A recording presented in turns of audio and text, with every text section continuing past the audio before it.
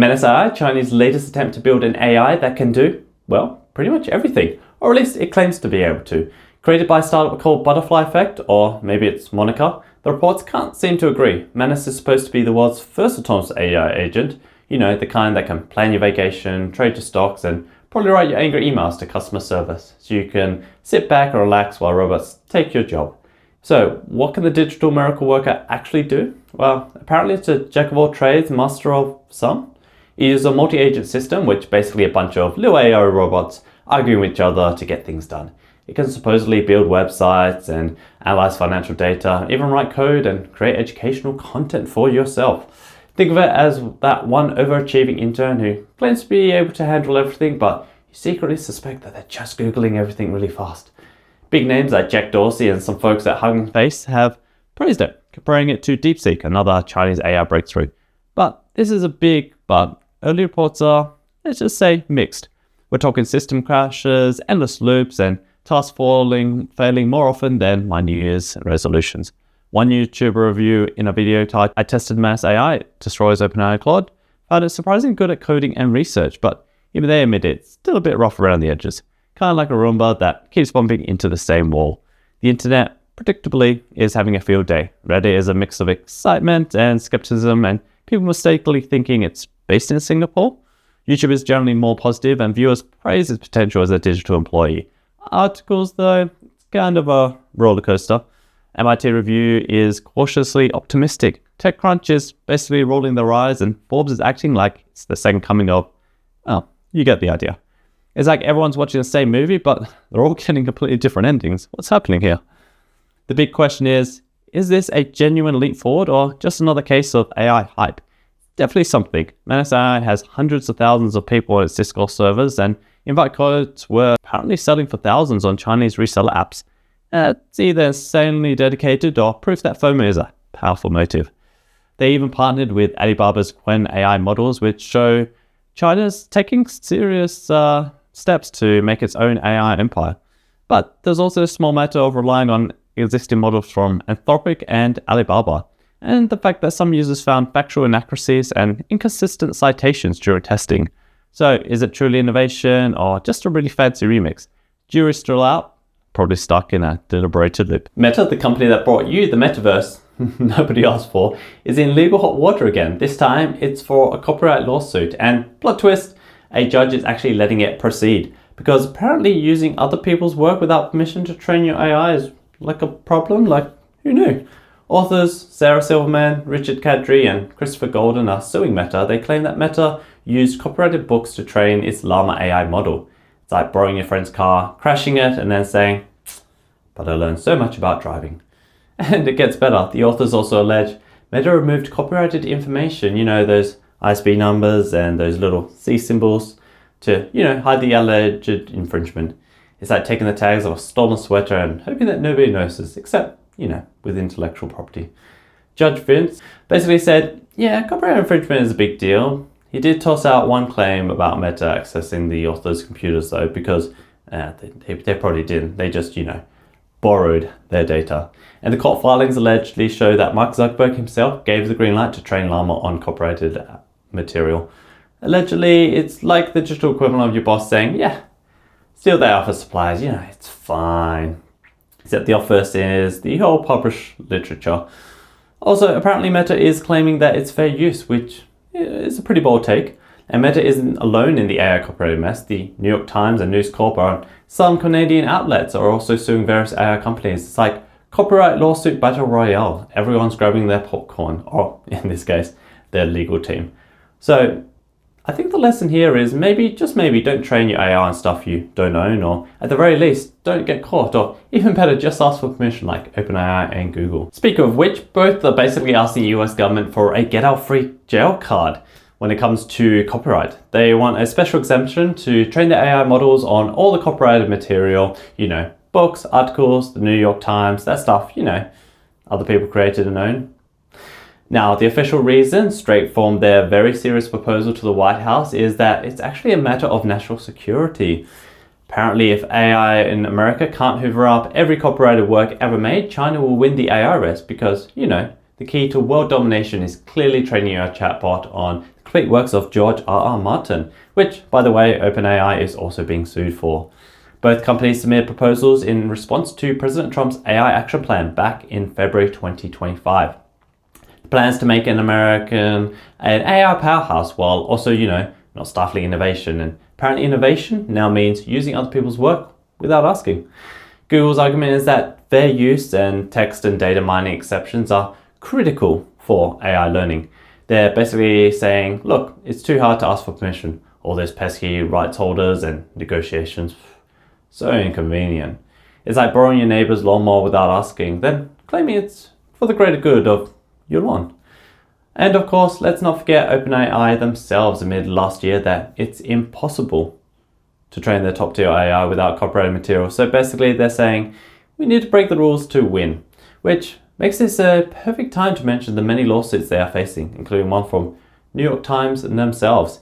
Even Anthropic, the company behind Claude chatbot, chimed in, though they conveniently didn't mention copyright. They're more concerned about national security risks and, energy infrastructure because, training AI takes a lot of power. Maybe you should try powering it with all the hot air coming out from these copyright arguments. It would be interesting to see if their arguments about national security and beating China come to fruition or if they end up buried under a mountain of lawsuits.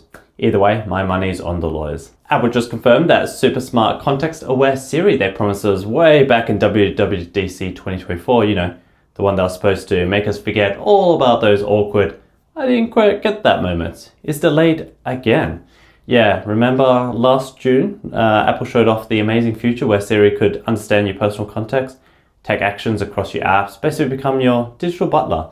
Well, put that champagne back in the fridge because according to Apple spokesperson Jacqueline Roy, it's going to take us a little longer than we thought, which in corporate speak translates to we totally overestimated our AI abilities.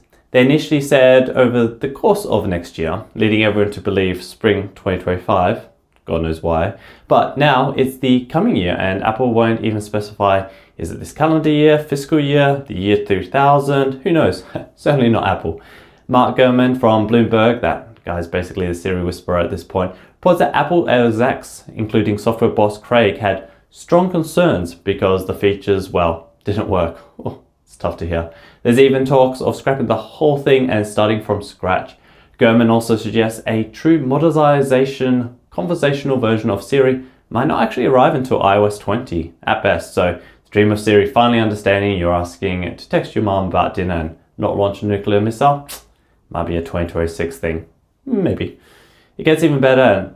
At all hands meeting with Siri division Senior Director Robbie Walker admitting Apple should not promote the Siri features before they were complete. If only had a time machine, Apple. If only you had a time machine. Look, I get it. AI is hard, but Apple promising this stuff as a selling point for their current devices. It's like buying a car because a salesperson swore it could fly, only to find out later it needs a really long runway and, a couple of years more of engineering. Will we ever get the super intelligent assistant Apple promised? Will iOS 19 bring anything new or just a fancy new interface? We'll have to wait until WWDC 2025 to find out. And Google's Gemini 2.0 Flash, yes, that's the actual name, I know it sounds like a superhero from a straight-to-DVD movie, now has native image generation. So what does native mean? Well, apparently it means it can conjure images directly from text prompts within the same model itself. The future is now, people.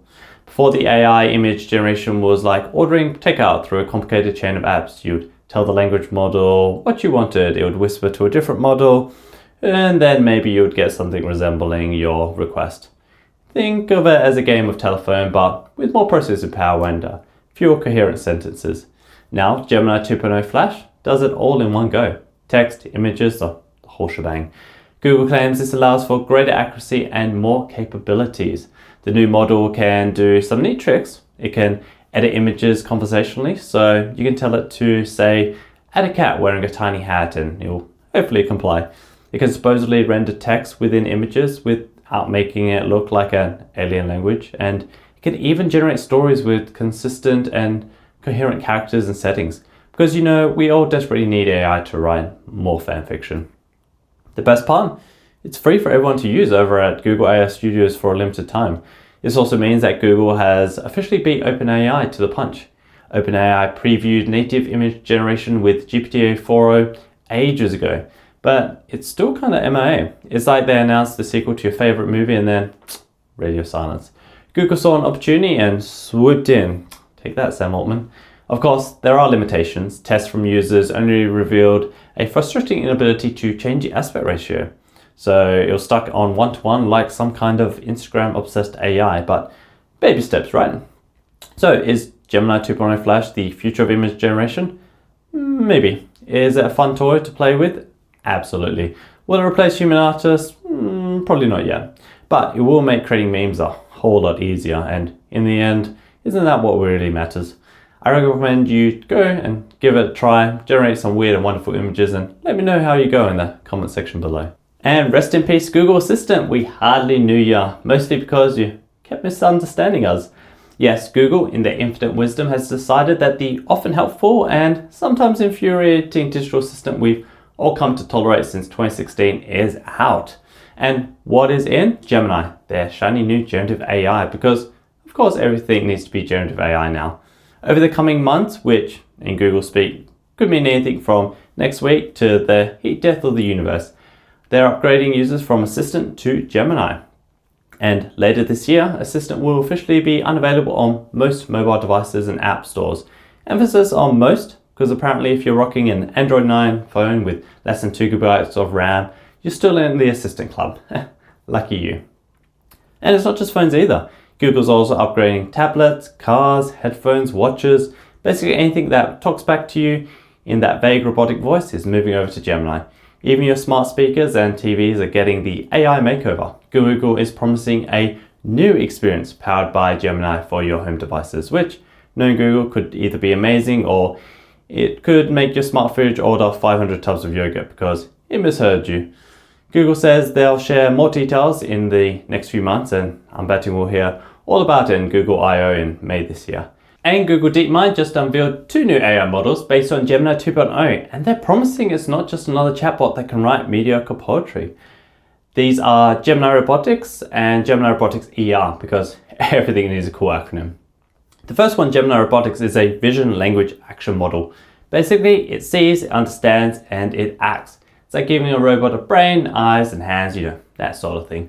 They claim it's all about generality, interactivity, and dexterity.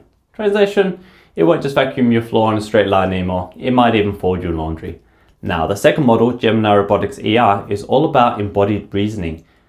Fancy talk for spatial awareness. Think of it as the robot's ability to not trip over the cat, most of the time. It's supposed to help robotics connect their own control systems so they can, actually make the robots do stuff. They're even partnering with Apptronic to build humanoid robots, because what the world really needs is more robots that can awkwardly converse with us while, alphabetizing our cereal boxes. Now, Google being very cautious about safety here. They're talking about a layered approach and semantic safety. They're even releasing a dataset called ASI-MOV, named after the sci-fi author who wrote those robot rules that always get misinterpreted in movies. The ones that end with the robots taking over the world. Those exact same rules. They assure us they train these models to evaluate whether potential action is safe, because naturally no AI has ever said that one thing and done another. And they are also releasing a tool called Automatically Generated Data-Driven Constitutions. Constitutions for robots. I swear I'm not making this up. They have robot constitutions now. They're also working with trusted testers like Boston Dynamics, the guys who make those terrifying dogs. What could possibly go wrong here?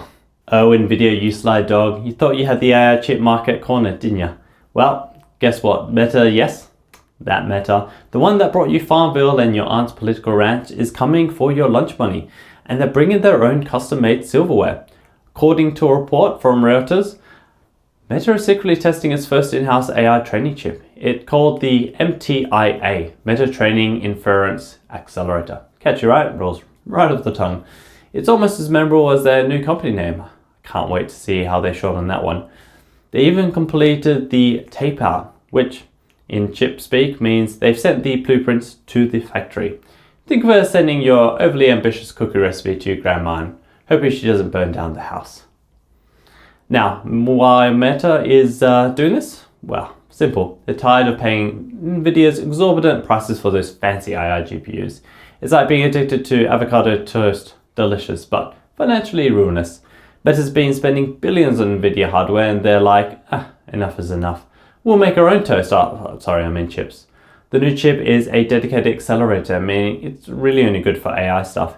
It's like that one friend who's amazing at trivia but can't parallel park to save their life.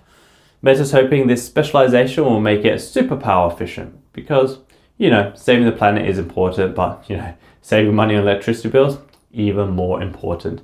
Now, this isn't Meta's first rodeo. They've tried making chips before, and well, let's just say it didn't always go smoothly. One chip got scrapped at a similar stage, which is like getting dumped right before prom. Ugh, painful. But this time they're working with TSMC, the Taiwanese chip making wizards, so maybe they'll finally crack the code. Meta's plan is to use these chips to train their AI systems by 2026. Initially, it'll be for things like recommending posts on Facebook and Instagram, so, make you see more ads. But eventually they want to use it for their Gen AI stuff, like their chatbots. Meta is also building a data center campus, a massive one. We're talking cost exceeding 200 billion. That's like buying every single person on earth a slightly used iPhone or, a small island. It'll be interesting to see if Meta succeeds. Either way, one thing for sure, that AI chip war are heating up and things are going to get very interesting and possibly a little terrifying, but hey, at least we'll get some funny memes along the way, right? And that's it for Interesting AI. If you liked it, please leave a like down below and subscribe to see more.